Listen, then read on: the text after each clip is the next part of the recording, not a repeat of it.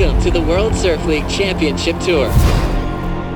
You're not on a field at a soccer game.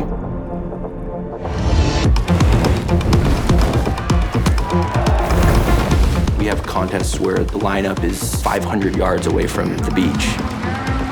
You definitely can't hear anything. The wind's howling, sun glare as well. It's gnarly. I know what it was like competing without this piece of technology. There's nothing more frustrating being in a competitive heat that means a lot for your career and not knowing how much of a score I need. Who's got priority, not getting in someone's way. How much time's left? To not know those crucial details can be so detrimental to the outcome.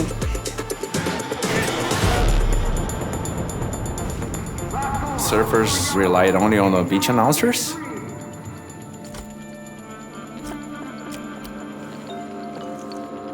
Once the Apple Watch project started, it was a game changer.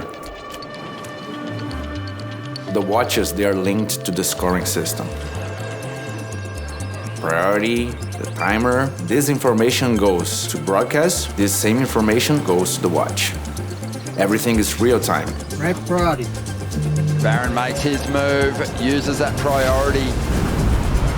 It's been put through everything.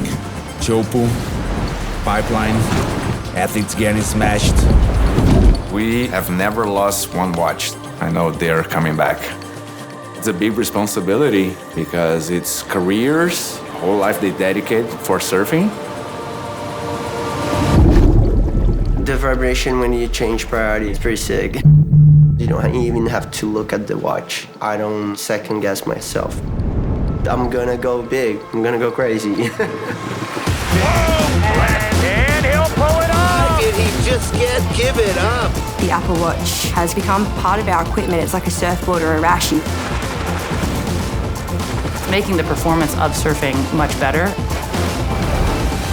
The watch has given us the ability to really sit out there and trust in what's going on and just let go.